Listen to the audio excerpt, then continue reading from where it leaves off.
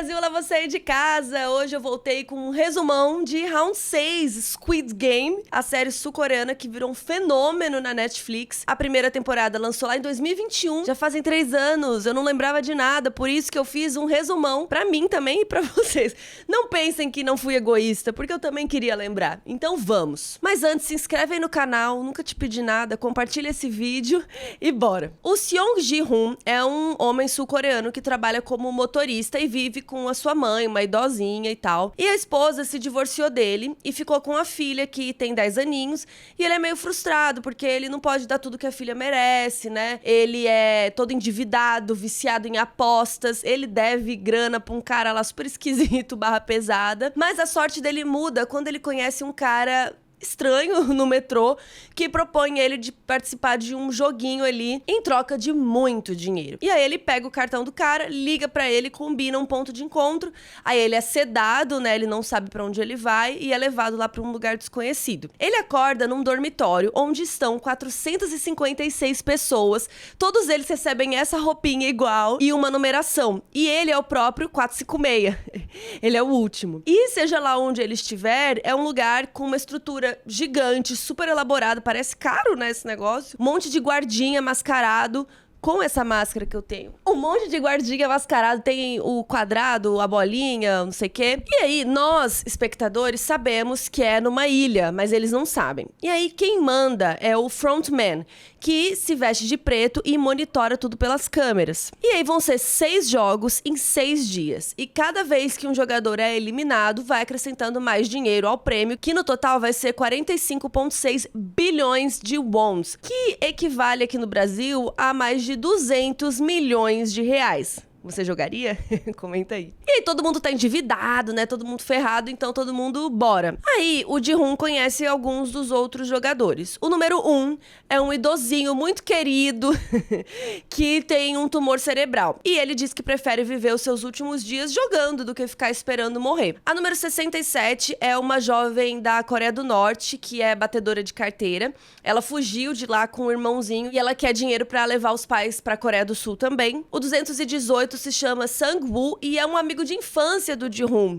E ele era o orgulho do bairro, aquele cara que virou empresário, bem-sucedido, mas ele roubou o dinheiro dos clientes e perdeu tudo. O número 199 é um paquistanês que é explorado pelo chefe e precisa de dinheiro para sustentar a família. E o número 101, que é um gangster escrotão que quer botar moral, se acha o dono lá do negócio. O primeiro jogo, vocês sabem, é o Batatinha 123, que eles têm que se movimentar só quando a boneca não estiver olhando. Quando ela olha, a pessoa leva um tiro. E aí, gente, é ali que acontece o choque, porque todo mundo fala assim, peraí, eu achei que eu estava jogando, ninguém sabia que era um jogo de vida ou morte. Ao todo, nesse primeiro jogo, já vai uma galera, morrem 255, sobrando 201. E depois disso, muita gente quer desistir, então rola uma votação para decidir se vão encerrar o jogo ou não. E por um voto de diferença do número 1, o jogo é encerrado e todo mundo é levado pra casa. Aí o Ji-hoon vai na polícia, conta tudo, só que ninguém acredita. E que prova que ele tem? O único policial que acha isso tudo muito estranho e acredita se chama Jang-ho. Por quê? Porque o irmão dele tinha desaparecido depois de receber esse mesmo cartão lá que ele mostra. Então ele fala, putz, pode ter alguma coisa a ver. Só que aí que tá o negócio, todo mundo volta e tal, e volta pra uma vida muito ruim. Por exemplo, o Sang-woo recebe uma ordem de prisão pelos crimes financeiros,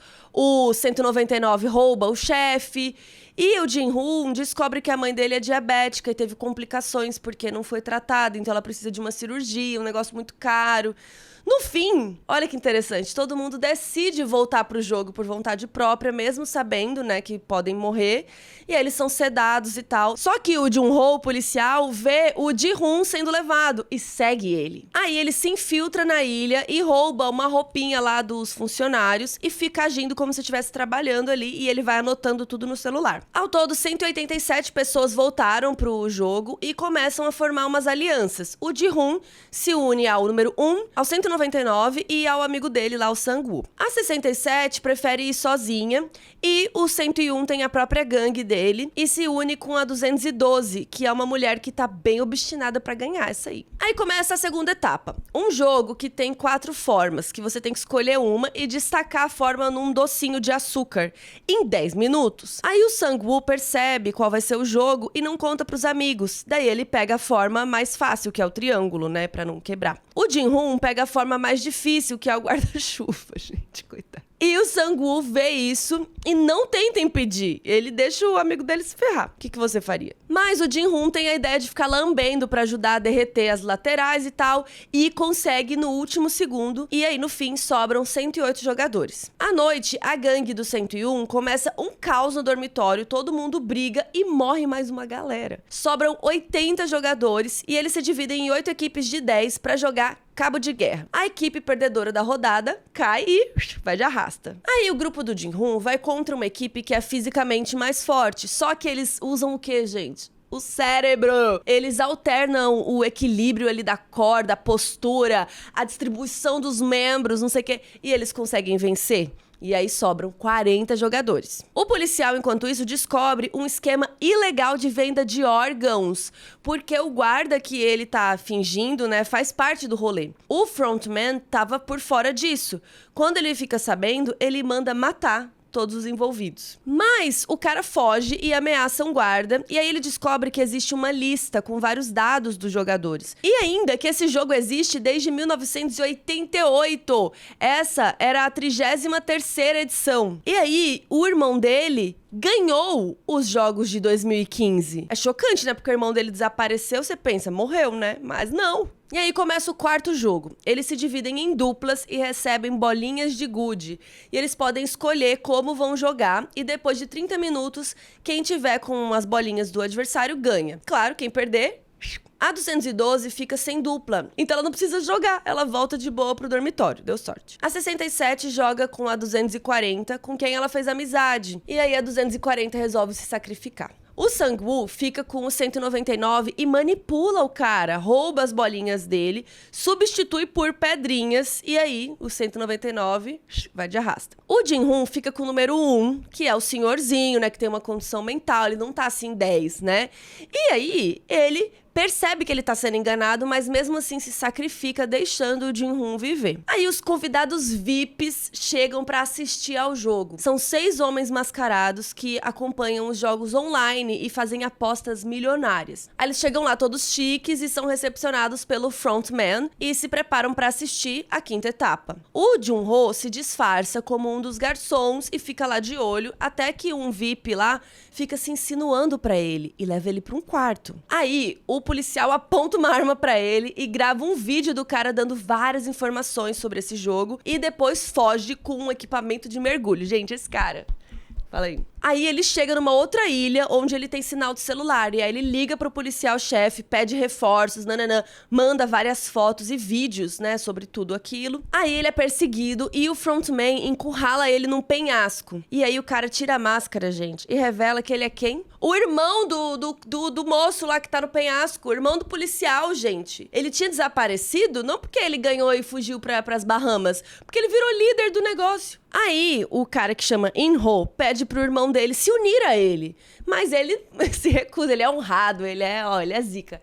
Aí, o cara atira no ombro dele e ele cai do penhasco no mar. Mas não viu o corpo dele. Não tem corpo, não tá morto pra mim. E enquanto isso, rola o 5º jogo lá com 16 jogadores. Tem uma ponte com 2 fileiras e um dos vidros é sempre frágil. Então, se você pisar, você...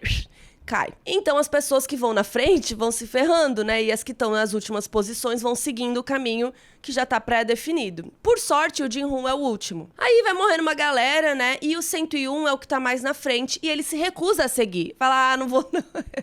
A 212, que já tava de saco cheio, porque esse cara abandonou ela num jogo anterior, aí ela se segura nele pra se vingar e os dois caem de um vidro e morrem. No fim, só sobra o Jin-hoon, a 67 e o Sang-woo. E aí, quando o tempo acaba, os vidros explodem e machucam os 3, principalmente a 67. Aí, os finalistas são levados de volta pro dormitório e recebem um jantar chique especial. O Jin-hoon percebe que o ex-amigo dele ali é capaz de qualquer coisa pra vencer, então ele tenta se unir com a 67. E os dois combinam que quem ganhar vai cuidar da família do outro. Quando o Sang-woo dorme, o Jin-hoon vai tentar matá-lo, mas a 67 fala, poxa, você não é um assassino, não sei o que e tal. E aí a ferida dela vai piorando e o Jin-hoon vai pedir ajuda.